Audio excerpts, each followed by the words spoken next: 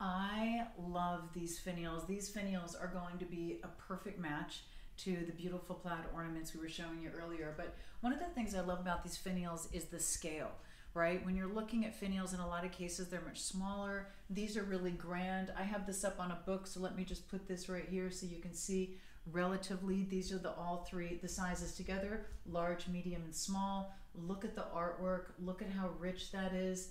Beautiful glass finials. I love these. I think that is one of the most rich, beautiful designs ever. And when you think about decorating a mantle or the top of a dresser or a sideboard or whatever it happens to be, you need elevation. You need some things that are taller, some things that are shorter. These really make it, and it's a great way to really, really anchor any kind of arrangement. So if you're looking for something rich and beautiful and super easy to decorate with, those finials are definitely